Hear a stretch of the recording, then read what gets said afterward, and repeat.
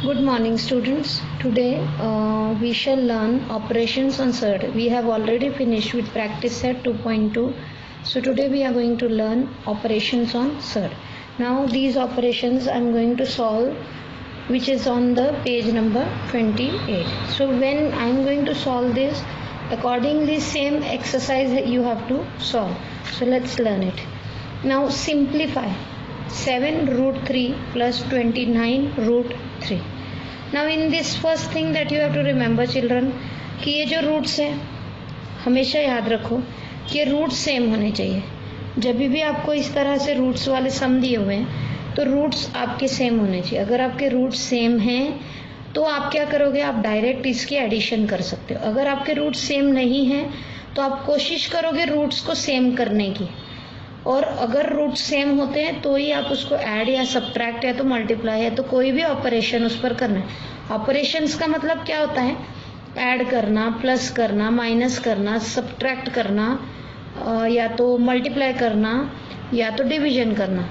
All the 4 operation, plus minus multiplication और division, ये जो चारों ऑपरेशंस हम करते हैं इसको हम ऑपरेशंस बोलते हैं. तो ये करते समय सिर्फ इतना ध्यान रहना है कि ये जो रूट में दिया हुआ है root should be always equal. तो अभी हम क्या देख रहे हैं, 7 रूट 3 और ये है 29 रूट 3. रूट 3 सेम है तो आप इसको क्या कर सकते हैं, आप इसको डायरेक्टली ऐड कर सकते हो. आप लिखो यहाँ पर 7 प्लस 29 और रूट 3 कॉमन में ले लो तो क्या आंसर आएगा, 7 प्लस 29 कितना आता है, 36 रूट 3. दैट्स इट, इतना ही आंसर है. क्योंकि मेरे रूट्स इक्वल थे, रूट्स मिलते थे, इसीलिए मुझे आसान था. सो दैट इज़ इतना सिंपल करना है. जो रूट के बाहर वाले नंबर्स होते हैं, जो रूट के बाहर वाले नंबर्स होते हैं उनको डायरेक्टली ऐड कर देना या तो सब्ट्रैक्ट कर देना, जो भी साइन वहाँ दी होती है उसके हिसाब से. और आखिरी में रूट कॉमन में ले लेना है. रूट कॉमन में लेने के बाद उसको आपको ऐड कर देना या तो सब्ट्रैक्ट कर देना या तो जो भी ऑपरेशन दिया होगा उसके तरह कर देना. सी ये एक हो गया. अभी this is also the same sum, ये भी सम इसी की तरह दिया गया है. 7 रूट 3 माइनस 29 सेम सम है, सिर्फ यहाँ एडिशन किया हमने, यहाँ पर सब्ट्रैक्शन करेंगे. और अगर आप देखो तो रूट्स इसके 3 है, यानी रूट में जो नंबर है इसका वो सेम है. तो अगर रूट में नंबर सेम है तो आपको टेंशन लेने की ज़रूरत ही नहीं है, आपको डायरेक्ट सॉल्व करना है. तो डायरेक्ट सॉल्व करने के लिए जो रूट के बाहर वाले नंबर हैं उनको पहले इकट्ठा लिख लो और रूट वाला नंबर कॉमन में ले लो. तो अभी 7 माइनस 29 कितना होता है, 22, sign of the bigger number, और रूट 3 एज इट इज. ये हो गया आपका answer. See how easy it is. Let's move on to 1. Now third sum में क्या दिया हुआ है, सी यहाँ पर रूट में 5 है, यहाँ रूट में 20 है और यहाँ रूट में 125 है. तो अभी आपको क्या करना है, रूट्स इक्वल करने. तो अभी आपको ये रूट 5 है तो आप ये सबसे छोटा है, सबसे पहले आपको क्या करना है, सबसे जो छोटा रूट है उसी को पकड़ कर चलना है कि अभी ये रूट 5 जो है वो सबसे छोटा है. तो आपको क्या करना है, 20 को मैं रूट 5 में कन्वर्ट कर सकता हूँ क्या, तो 20 को मैं कैसे करूँगा, 20 के फैक्टर से 4 5 जा 20 तो 5 आ जाएगा, है ना. उसी तरह 125.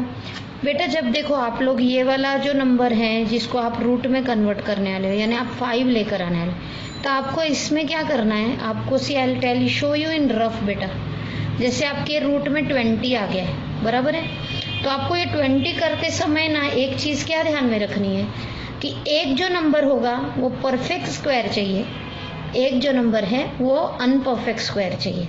तो उसको क्या करना चाहिए आपने, तो पहले आपको 2 स्क्वायर क्या है 4, 3 स्क्वायर क्या है 9, 4 स्क्वायर क्या है 16, 5 स्क्वायर क्या है 25, 6 स्क्वायर क्या है 36, 7 स्क्वायर क्या है 49.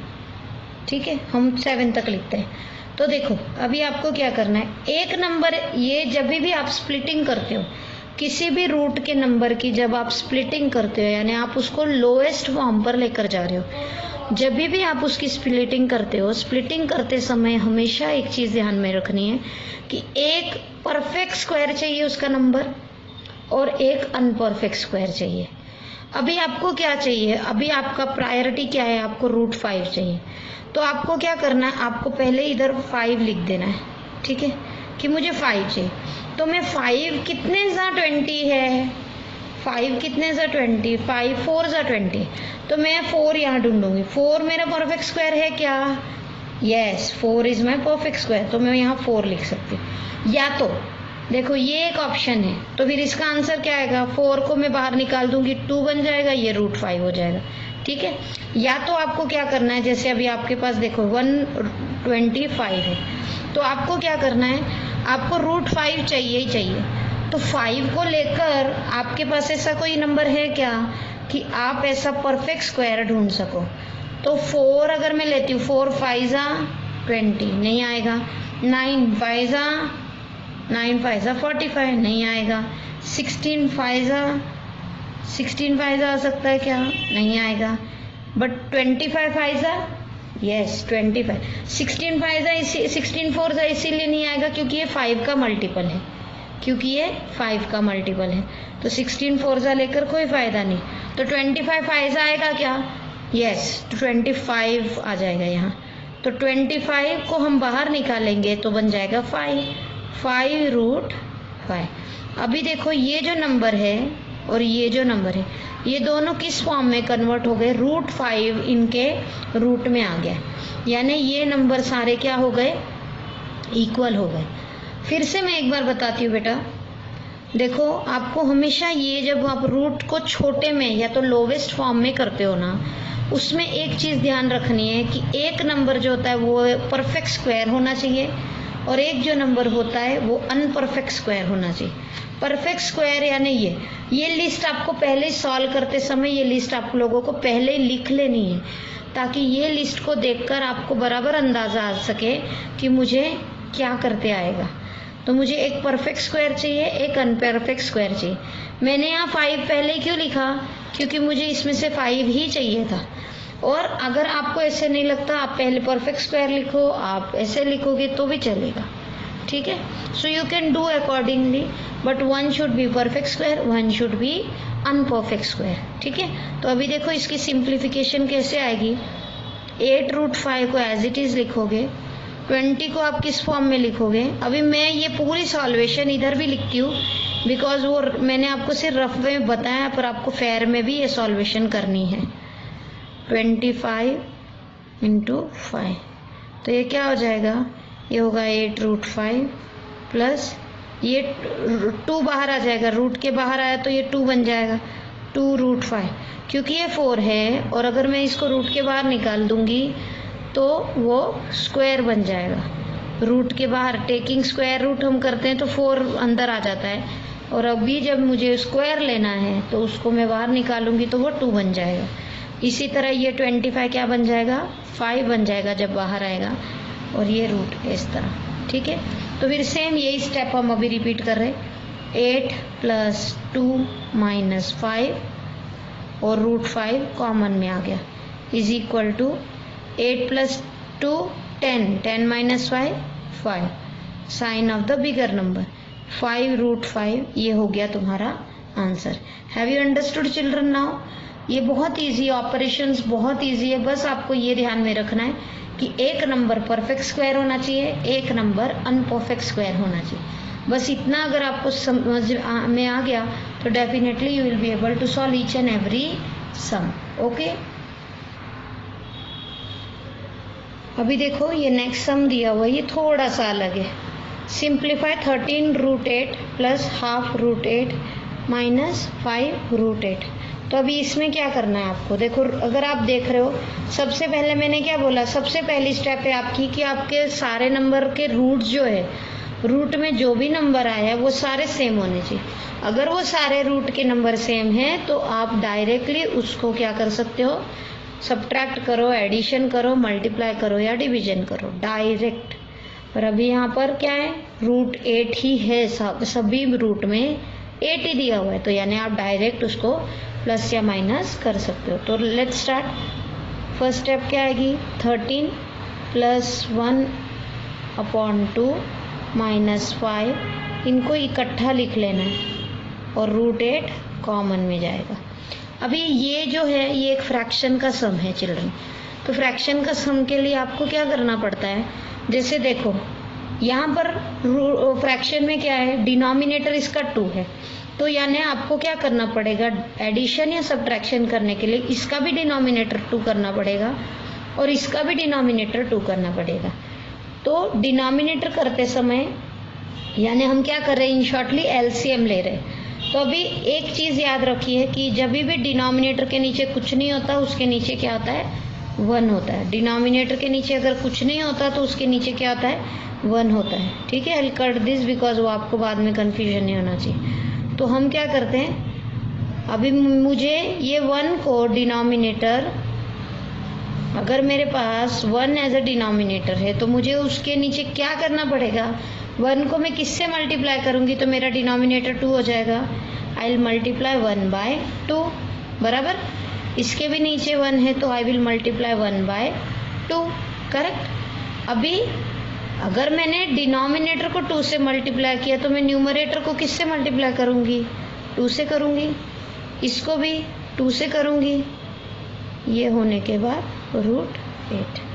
अभी मैंने इसको क्यों नहीं किया, मिडल टर्म को मैंने इसीलिए नहीं किया क्योंकि ऑलरेडी 2 है, इनको मैं एलसीएम लेकर 2 बना रही हूँ। जब तक आप एलसीएम लेकर कर नहीं रहे हो तब तक आपका सम राइट नहीं हो सकता। Okay, 13 2 is 26/2 + 1/2 - 5 2